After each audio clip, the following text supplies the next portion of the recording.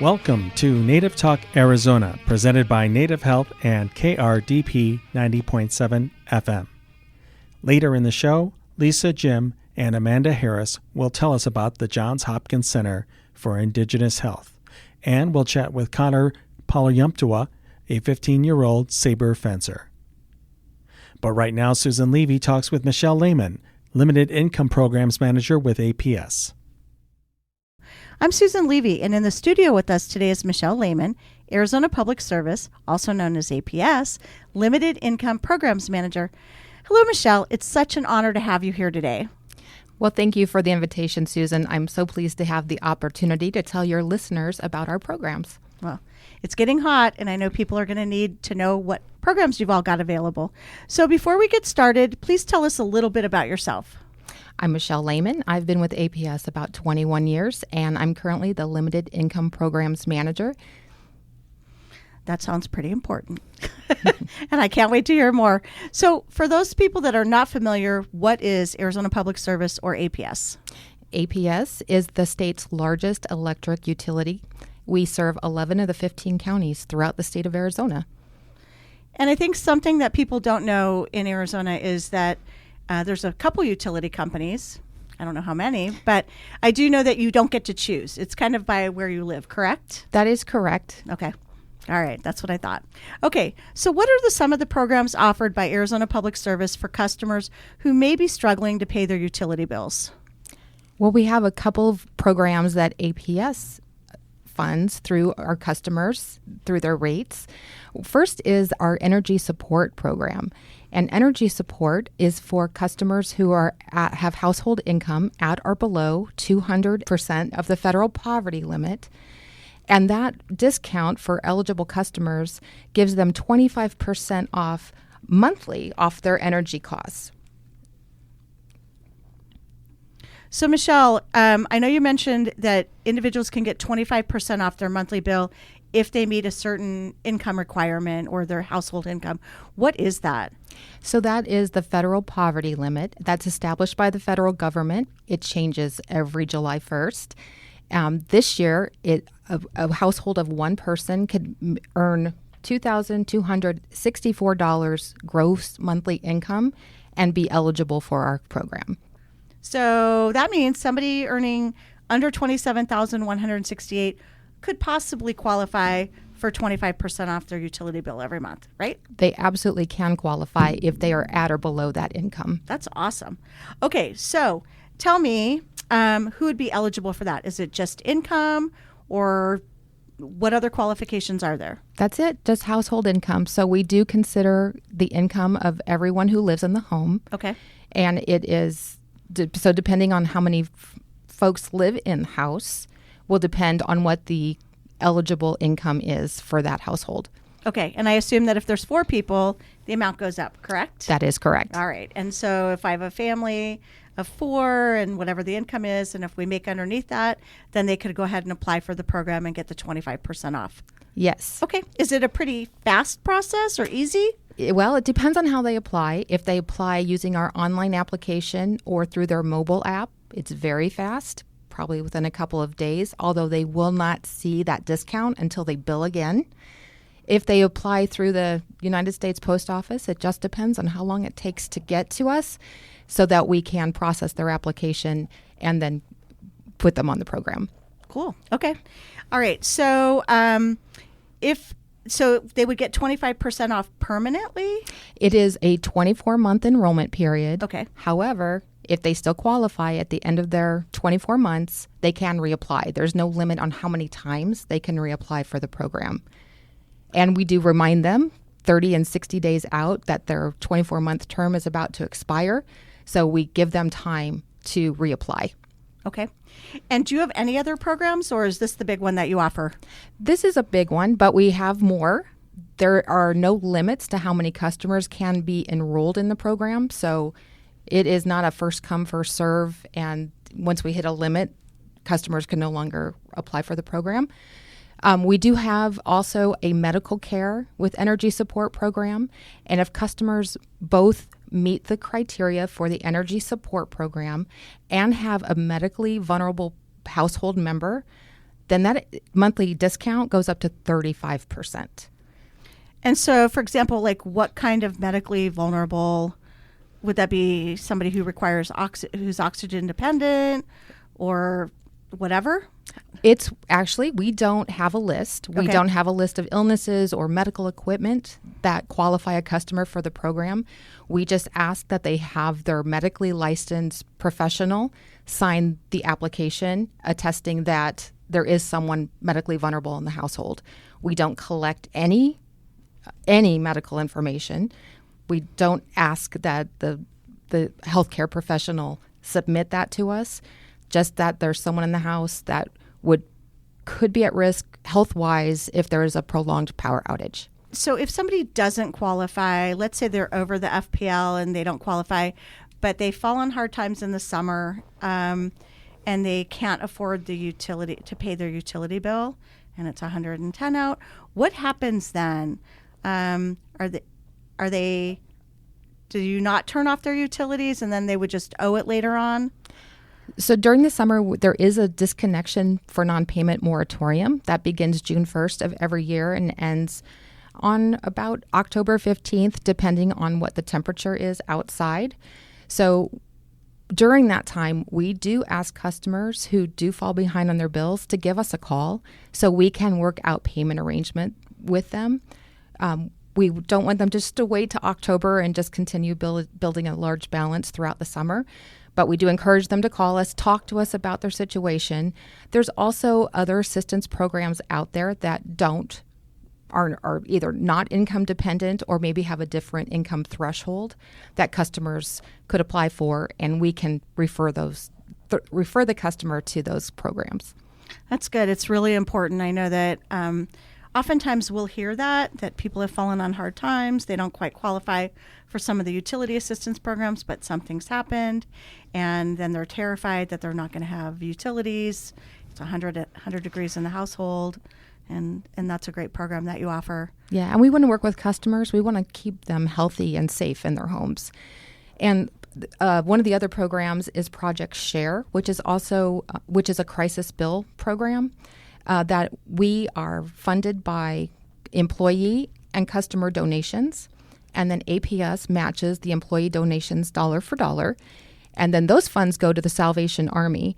And the Salvation Army distributes those funds as a form of crisis bill. And there is no income eligibility for that program. So we do have the contact information for the Salvation Army on our website, aps.com/assistance. So customers can find their local Salvation Army branch to go and apply for the program through them. And is that a one-time only that they can use Salvation Army? The Salvation Army does have limits. I believe it's once every other year that customers can go and apply. For like 1 month, right? For up to $300 in assistance. Okay. And then APS has its own form of crisis bill assistance, which is our crisis bill program, and that is funded annually. And we don't directly distribute those funds, but we do partner with assistance agencies and organizations throughout the state of Arizona. And again, customers would apply through their local agency. And that information is also available on our website, aps.com/assistance. That program does have the same income eligibility as our energy support program, which is 200% of the federal poverty limit for household income. Wow, you guys have a lot of great programs. We do. Yeah. And not all of them are income dependent. I want to go back to something that you mentioned a while ago. You had mentioned if somebody was medically vulnerable in the household. So even if they don't qualify for utility assistance or financial assistance, they still let you know if they have somebody who's medically vulnerable and they need to have utilities on. Used to be called way back when my child was young. It was a red tag, and I had a child who's medically fragile, and we were red tagged. So anytime we would lose our utilities, we were always notified. We have APS as well, and because he was oxygen dependent on a concentrator 24/7, that we were usually a priority case, and they would make sure that we had our utilities turned back on or notify us. Is that still the case? Yeah, with a medical care program for those households who are enrolled, we give in addition to all of the other planned outage notifications that we send customers, which can be a door hanger, a letter, it could be a text message if they're enrolled in alerts. We also pick up the phone and call those households to let them know that there's a planned outage so that they can make arrangements to have their household member safe. We can't guarantee that no one is ever going to experience an outage. I mean, monsoon storms, cars hit telephone poles. But we do encourage those medical customers to plan through what they would do in the event of a power outage that could affect their health. That way they can make alternate arrangements. With the oxygen concentrator, as you mentioned, do they have a battery backup? Do they need specialized transportation if they need to leave their home? Those kinds of things. So when the customer is approved for the program, we send out an outage planning guide, and then we send it out again to all of our medical care customers in advance of the monsoon season. Pretty important. I remember being out of not having any electricity and having to go to public places or hotels to make sure that my son had oxygen. So totally remember. Do you have any other assistance programs? Well, we do have our safety net program, which, again, there's no income eligibility required for that. But me as an APS customer can designate a safety net partner, and that partner will receive a copy of my bill. And my safety net partner is not financially responsible for the bill, but they can offer me a reminder that my bill is due so I don't incur any late fees, or, goodness sakes, hopefully I don't get a disconnect notice, but they can remind me that, hey, the bill really needs to be paid. Again, the safety net partner is not financially responsible for the bill, but they can make payment arrangements on behalf of the APS customer. And the safety net partner does not have to be an APS customer. They can live anywhere and still receive notification. So that seems like that would be pretty good for families with young adults. Young adults, that forget seniors, to pay their bills, like some of my children. Yeah, and people I think a lot of times jump to a senior citizen or someone who maybe travels a lot, but certainly for students or young adults. I think young adults mostly. All right, well that's a good program. That's important to know. And then I also, Susan, if I can, customers don't have to have an income requirement to be eligible for the medical care program. Only energy support with medical care. So that can be a little confusing. But if there's a household, they're two separate programs, and I just want to make sure that people understand that. You don't have to be at 200% FPL to qualify for the medical care program. Right, and I know that a lot of our listeners do have family members that are that have medically, whether it's oxygen or if they need to get to dialysis or whatever it might be, that they know about this and that if it's a planned outage and what to do, especially for monsoons. I think that's critical. I know in our neighborhood, we can go down for a couple days, and it can be difficult. So, yeah. Question for you. So do you have any recommendations? People always ask about utilities. Do you have time of day? And this is probably not within your purview, but I know some people like to turn their air all the way up during the day and then turn it back down and crank, like 90, 95 when you get home and then crank it down to like 72. Do you know anything about that, or is that out of your purview totally? No, well, what I would encourage all customers to do is to make sure they understand the rate they're on and that they're on the most economical plan for them and how they use power. So they can call us at our call center at 602-371-7171, or if they're outside the metro area, 1-800-253-9405, and speak with one of our advisors and find out which rate plan makes the most sense for them. And then do you have anybody that can talk them through practical ideas on I don't know, do you need new windows and doors, or, is your utility, I don't know.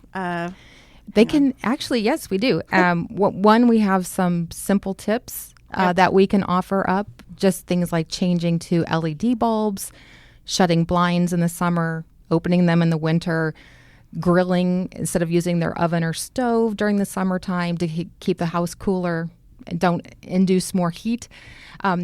simple tips like that, low, no-cost tips, up to going to our APS marketplace and ordering a programmable thermostat. But again, our customer advisors can help talk customers through which rate plan is best for them. And also, we offer virtual energy assessments, so customers can use their smartphone and give a FaceTime tour through their house, and an advisor will help them identify places in their house. Maybe it's weather stripping, maybe it's the LED bulbs, things that they can do to save money on their bill by reducing their usage. I did that way back before it was virtual. They came to my house, yes. The virtual option came through during COVID. And actually, and so some of those innovations happen in bad times. Yeah, no, good technology and good things have happened out of COVID, right? Yes. So Michelle, any other savings recommendations? Well, run your dishwasher when it's full versus running, half empty dishwasher, and wash in cold water if you can, and use your ceiling fans or other portable fan. Maybe that can save you a few degrees on your thermostat instead of running your air conditioner. And any truth to the rumor that you should be doing this stuff at night after 9 p.m. and before 6 a.m.? Well, that would be if someone's on a time of use rate. And so if a customer's on a time of use rate, they can go to our website, aps.com, and make sure they understand those on-peak and off-peak hours and how their rate works for them so that they don't accidentally, use too much power when it costs them more. So, Michelle, is APS the only utility company that offers assistance? No. So if your listeners have another utility company, whether it be gas, electric, water, please check with your utility and you may be eligible for their discount programs. That's an awesome tip. I know we've been hit with a lot of bills and other people, so that's really, really useful, especially if it's water or gas besides APS or SRP. And finally, Michelle, lots of questions today. How can our listeners learn more about Arizona Public Service, and how can they reach out and contact you? Well, they can always go to our website. It's at aps.com. If they're specifically looking for more information on the assistance programs, they can go to aps.com/assistance, and they can download applications for the programs we talked about today and learn how to submit those applications for approval. And they can always call our call center as well, which is available 24/7. And that number for the Maricopa County metro area is 602-371-7171. And outside of metro is 800-253-9405. This has been really, really helpful. I know it's going to be 100 degrees soon, and people are worried about utility bills. So this is very helpful, and I'm hoping that our listeners will think about this and reach out and contact you and get on some utility assistance programs. So thanks for coming on. Thank you for having me. Coming up, we'll learn about the Johns Hopkins Center for Indigenous Health with Lisa Jim and Amanda Harris. Support for KRDP 90.7 FM comes in part from Native Health, with 2 locations in Phoenix, 4041 North Central Avenue, Building C, near the corner of Central Avenue and Indian School Road, and at 2423 West Dunlap Avenue. Native Health is also located in Mesa at 777 West Southern Avenue, near the corner of Southern Avenue and Extension Road. Native Health provides primary medical, dental, behavioral health, WIC, and wellness services for the urban Native American community. For more information, call 602-279-5262 or visit our webpage at nativehealthphoenix.org. Native Talk Arizona returns after this song. You are listening to OFY by Smokey D. Palmtree.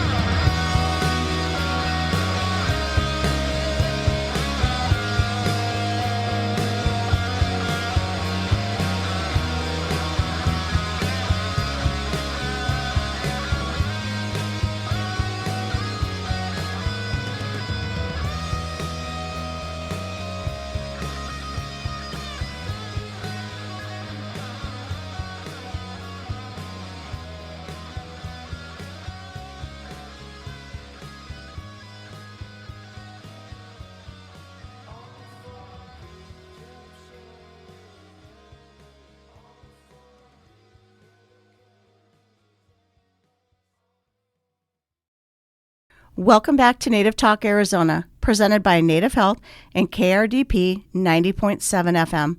I'm Susan Levy, and on the phone with us today is Lisa Jim, Senior Research Program Coordinator, and Amanda Harris, Research Associate from Johns Hopkins Center for Indigenous Health. Welcome, Lisa and Amanda.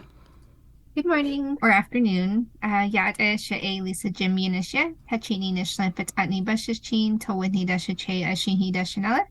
Hi everyone, my name is Lisa Jim. I am from Shiprock, New Mexico on the Navajo Nation. I am Navajo and Acoma Pueblo. And like I said, I am a Senior Research Program Coordinator for the Center for Indigenous Health, and I've been working here for about 10 years now. And I'll hand it over to Amanda. Hi everyone, my name is Amanda Harris, and I'm a Senior Research Associate with the Johns Hopkins Center for Indigenous Health, and I help with data and evaluation activities with the Family Spirit Nurture program, and also training and dissemination with the Family Spirit Nurture program. And I'm originally from the Four Corners area. I'm Navajo, County Nishlai Basashin, Sinsakani Dashache, and I currently reside in Denver, Colorado. Well, welcome. We're super excited to have you here and learn more about what you both do. So let's start with the basics. What is the Johns Hopkins Center for Indigenous Health? I'll go ahead and start. So thank you, Susan. The center was founded in 1991 at Johns Hopkins School of Public Health. And really what the center does is support and implement public health interventions designed for and by Indigenous people. The mission is to work in partnerships with tribal communities to raise health, education, and leadership in those communities while focusing on strengths-based, culture-based, and evidence-based programming. So can you give us like a brief overview of the different programs there? So Lisa and I were just talking about this. The center does a lot of programming and working with communities, and the areas that we focus on is research, education, training, and policy work, and really just working on the well-being of communities, providing leadership opportunities as well. So I know that you've got a lot of different programs, and you have the Family Spirit program. What is that? Yes. So the Family Spirit program is an evidence-based home visiting program taught by Native American paraprofessionals. The program helps caregivers and moms from pregnancy to 3 years old.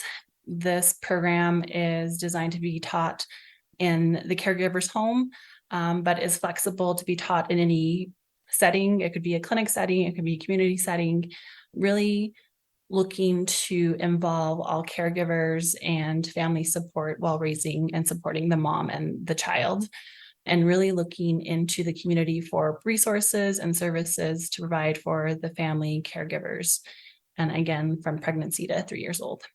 And then do you also have a program called the Family Spirit Nurture program? Is that different?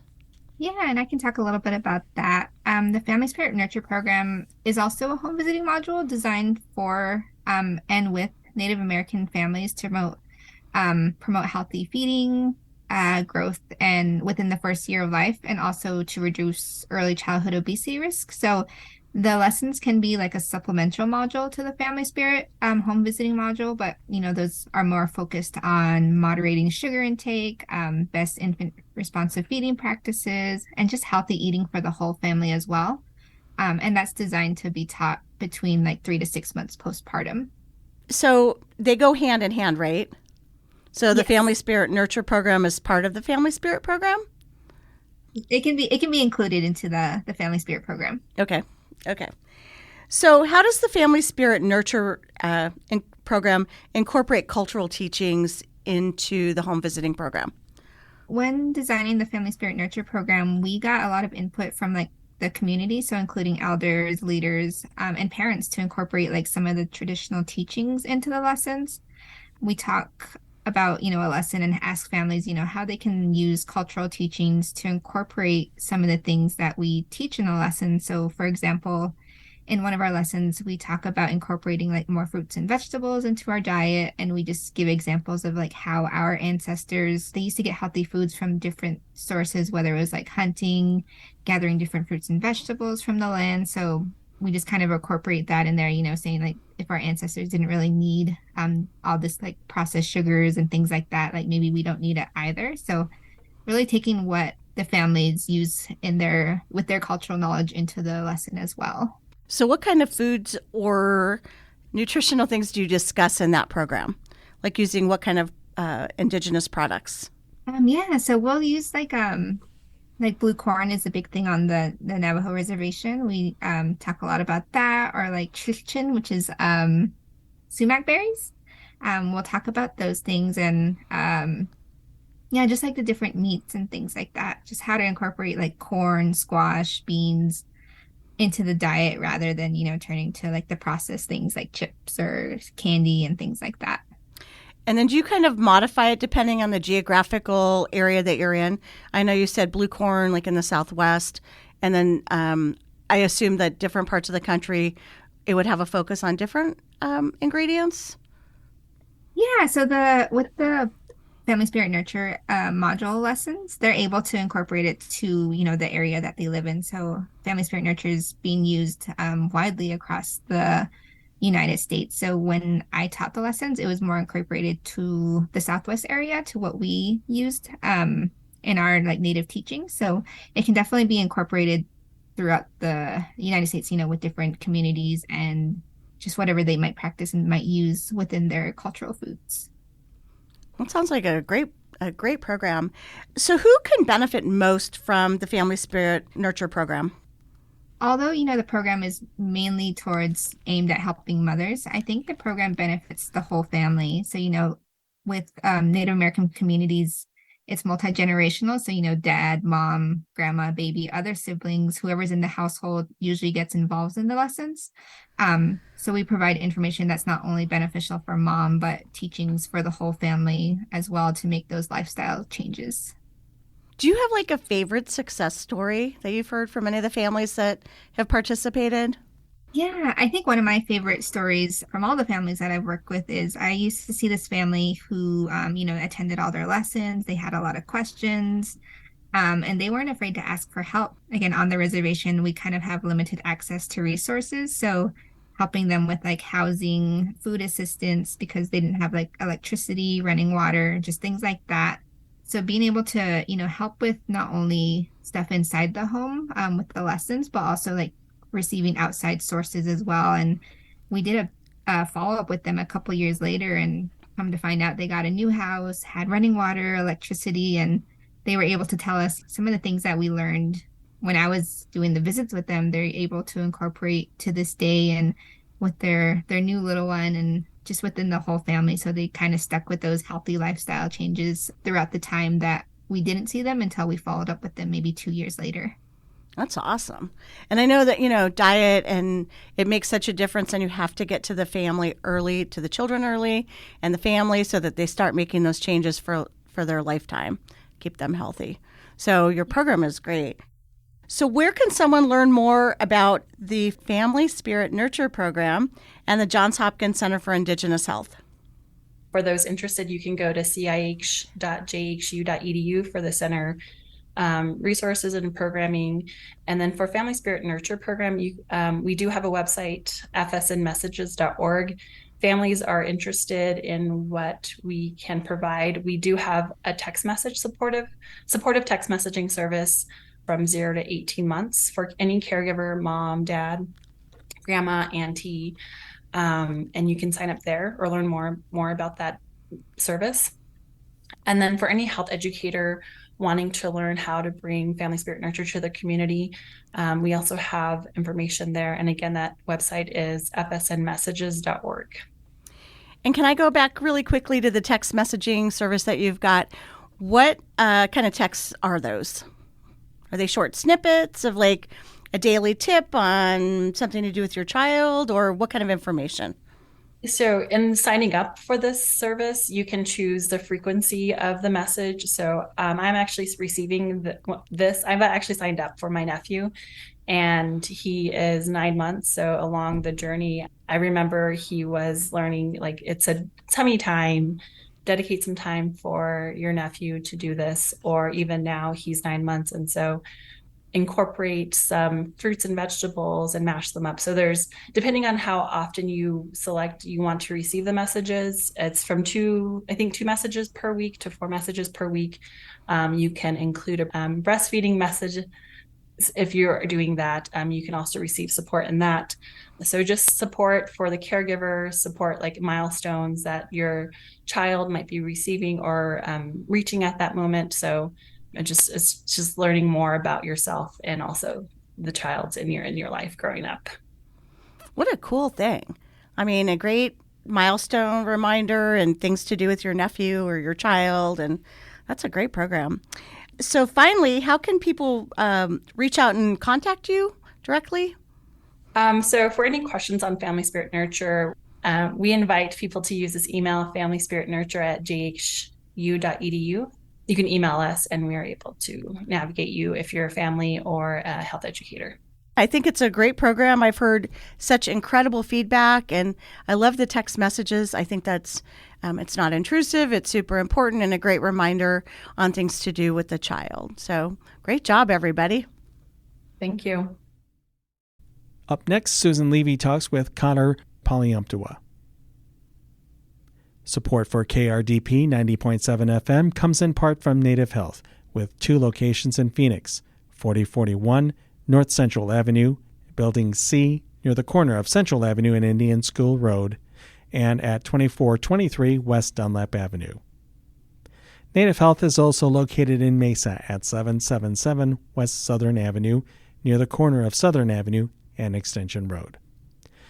Native Health's patient enrollment specialist can help you enroll, renew, or update your access information. This can be done in person, on the phone, or via Zoom, days, nights, or weekends. It's fast, easy, and can make a difference in keeping your health care coverage. For more information, call 602-285-9492. Native Talk Arizona returns after this song. You are listening to Water is Life by Lila June.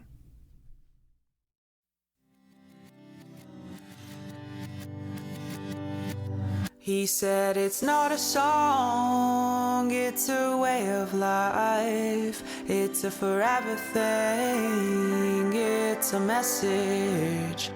He said you can say that water is life. You can sing it again and again, but will they listen? Are we gonna stand by these words? Are we gonna find a way to change the way we're living Mother Earth? She feels everything and it hurts.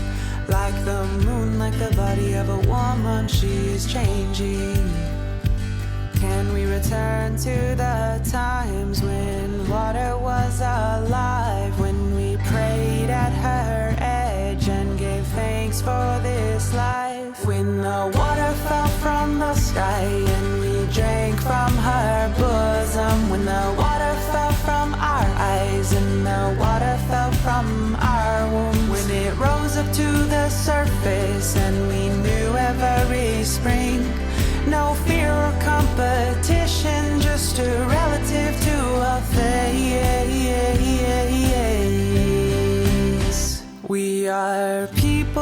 the sun, we are people of the water. Tro e inaat e sha'en be'inda. We will celebrate our sons, we will celebrate our daughters. Give them ceremony so when the drought comes they'll be ready. Will the next war be for water? All our solutions are part of the problem, can't win war with war. There is more than one creation story. Worlds have died and worlds have been reborn before. When you touch the water, you touch the world. From Taos Peaks to Gulf Streams, the memories they hold. We sell her by the acre foot and treat her as our captive. The rivers are undrinkable while the aquifer's extracted. Our food will need water to grow, but do you have to take it all? We try to hold her and control her as we watch our empire fall. He said it's not a song, it's a way of life. It's a forever thing, it's a message. He said you can say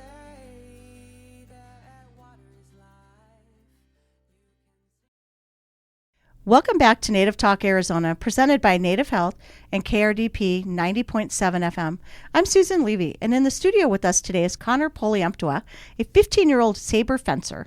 Connor, it's an honor to have you on our show. Hi, it's great to be here. Well, I can't wait to learn more about fencing, which I didn't know very much about. So, before we get started, tell us a little bit about yourself, your Indigenous background, and why and how you got interested in fencing.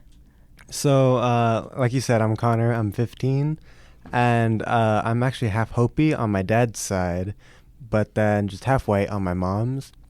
But I'm part of the Sun Forehead clan, I think at least. But fencing, I got started probably around 5 or 6 years ago. I tried it at a summer camp, and it wasn't the main thing I went there for because another passion of mine is archery. And I went there for that and just chose fencing because I thought it'd be fun to stab people. But Okay. I don't remember much from that first class, but all I do remember is that it was fun and I enjoyed just smacking people. So after that, like, I couldn't find an actual like fencing school near us because I think the one that hosted that like just shut down. So it took a couple years before I like started actually fencing.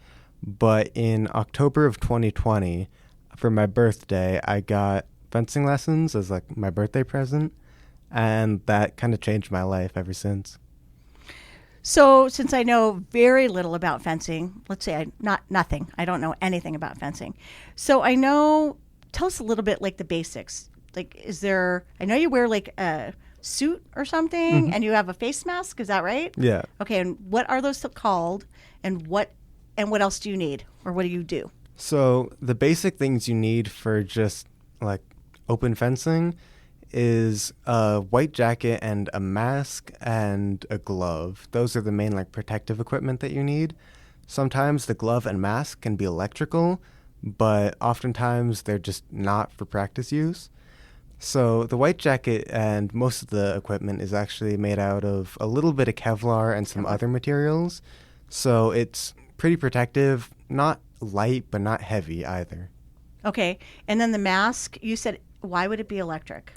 So that's scary. Yeah, there's 3 different types of fencing, and 2 out of them, or only one actually, saber, uses electric for your entire body, and that just helps detect hits and know when you're scored on. But for foil, another type, that's just on like a little bib of the mask that goes around your neck. And that's just to do the same thing, but the target area is a little different. Uh-oh. I don't know if I'd be a good fencer. That sounds a little scary. All right. And then why would your glove be electric also, you said? So another thing is just to make sure that wrist is being able to hit. And the glove itself isn't electric, but probably around below the palm, that's where it starts to get electric. And like I said, it's just to make sure that everything's able to be hit where you're legally allowed to be. Ooh. Okay, so tell me, what is the foil? Because I know there's a foil. Is it an épée? So yeah, foil, épée, and saber. Those are the 3 different types of fencing. They're all pretty similar, but very different at the same time. Foil and épée are 2 of the most similar, but saber's kind of the outlier of the 3. So foil is kind of the standard, like, beginner of fencing, and that is just a small target area starting from, like, the shoulders to the waist, and that's just, like, a little square around your body, basically. And épée, it's your entire body that's able to be hit, and that's why they don't use the, electric stuff. They only use a button on the end of the sword. And then for saber, anywhere above the waist besides the hands is able to be hit. So that's why you need the electric for the entire mask and just the electric on the glove. So more what it is those are the 3 types of fencing that, not the equipment, right? Okay. So, and what's the sword called, like, always? Does it have one name, or does it depend on type of fencing? It depends on the type of fencing. So it's just saber, foil, and épée, and that's pretty much it. You just need to figure out which one you're talking about, and then go on from there. Okay. All right. I don't think I'd be a good fencer. So is fencing a sport? I mean, is this like in the Olympics or anything like that? It is very much a sport in my mind. It is in the Olympics. It is one of the original Olympic Games. It was there when they were first created. So it's been like 100 or so years, like, since fencing was an Olympic sport. And do you compete? Not at that high a level, but pretty often at local tournaments and nationals sometimes. Actually, 2 months ago, I went to the Junior Olympics, just the American ones, but that was fun. That's pretty impressive.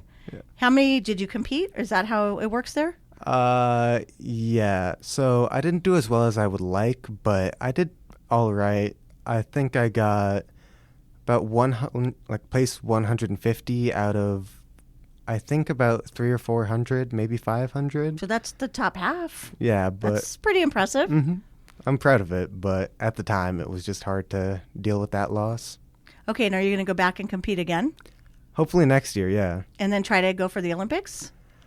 Probably not within the next couple of years, because I just don't think I'm there yet. But hopefully during the 2028, 2032 Olympic Games, hopefully.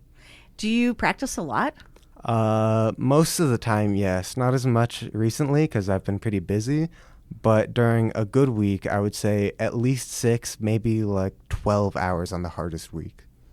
And do you practice with somebody? Can you do this by yourself in the bedroom or no? You can. You can practice footwork and stuff, which is another essential part of the sport. But it's not as... You don't gain as much experience doing it by yourself. So it would be very beneficial if you could find out a club near you and... just practice with other people there. Okay. All right. So do you need skills to compete in fencing? Does this take mental or power, balance, or dexterity? Or can anybody like me do it? I'd say to get into fencing, you really don't need a lot. But to compete at that high a level, I think you definitely need quite a bit of everything. You need... arm strength in your dominant hand, mostly. Your other hand's not really doing much. But both your legs need to be fairly, jacked too, so that way you can be able to just switch directions, but also just power through and move very quickly. But also, you need a lot of mental fortitude too, because it's kind of like chess. A lot of things are happening, but very fast. And you need to be able to tell, what's happening, why, and what to do. So it's a very difficult thing to master, but it's definitely fun to just hit people and not know what you're doing. Okay, sounds like an interesting sport. I thought it seemed like it would be fun to try. So it sounds like it takes a lot of energy too, right? It does. Okay. And you have to have special equipment. Yeah. Right? And everything you're doing is safe, correct? Yeah. Because does the sword bend? It's a very like flimsy sword. They are made out of steel, but they're not rigid. Okay. So you don't really gotta do much actually. You can just smack them as long as they have like the proper equipment, then they should be fine. But there's a tip on it, Yes. right? So nobody gets hurt. Yeah. All Okay. of the tips are blunted or just like rounded. Okay. Just want to make sure everybody's safe. So are there places in Phoenix where you can learn, practice, and compete in fencing? So the club I go to is Phoenix Fencing Academy, and it's an exclusively saber club. So only one out of 3 weapons are able to be learned there, which is saber. But I'm pretty sure there's also like Arizona Fencing Club or something. I think I saw that, and then Phoenix Falcons. But I don't think there's that many clubs in Phoenix. Are there a lot of fencers in Phoenix? I don't think there's a lot of fencers in general. It's a pretty niche sport, but I'd say most clubs would probably have around at least 20 people and probably more than that. Wow. Okay. So there's some people that like to fence in Phoenix. Yeah. I think it always looks interesting.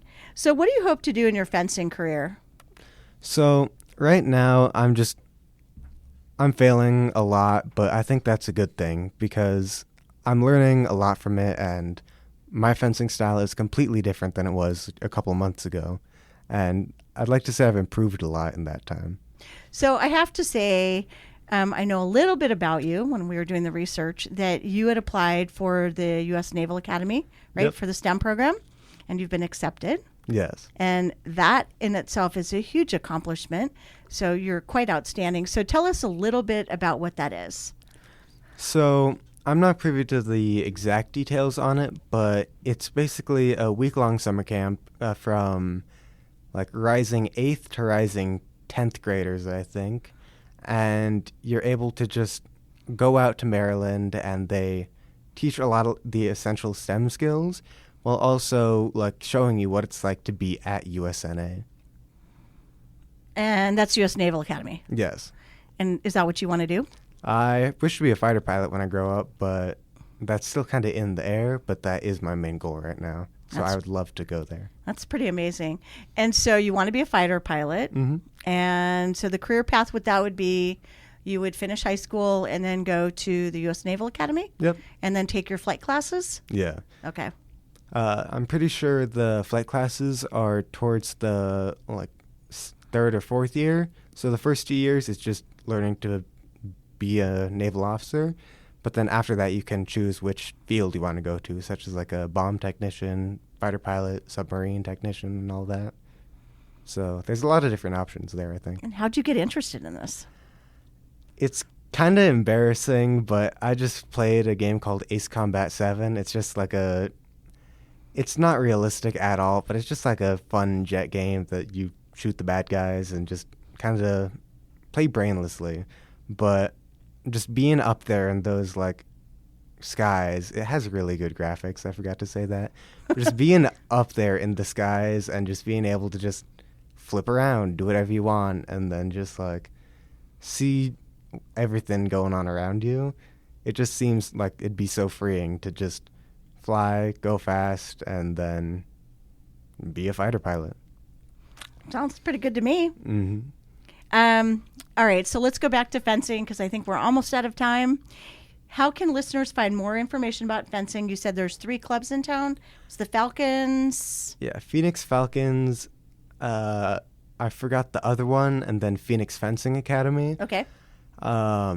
I haven't done enough research into that yet, but I'm pretty sure there's at least 3 or 4, and probably within like 5 or so miles of anywhere big in Phoenix. Okay. And so if somebody wants to follow you or learn more about fencing, are you on social media? Yes, I have an Instagram account. It's at Hopi Fencer, or Hopi_Fencer. But that's all I have for right now. I'm not much into social media myself. Do you post like some of your fencing Yeah. stuff on there? Yes. And actually, that's how we found you. Mm-hmm. Pretty cool. All right. Well, thank you so much for taking time to chat with us. It's super interesting, and I can't wait to hear you and have you come back when you're a fighter pilot and when you've won the Olympics in fencing. Thank you. Thank you for listening to Native Talk Arizona, presented by Native Health and 90.7 FM KRDP. Our executive producer is Susan Levy, sound engineer is Javier Quiroga, and our host is Lanasha Puadi. We hope you will tune in again next week. If you have any questions, please reach us at nativetalkaz@listen2krdp.com.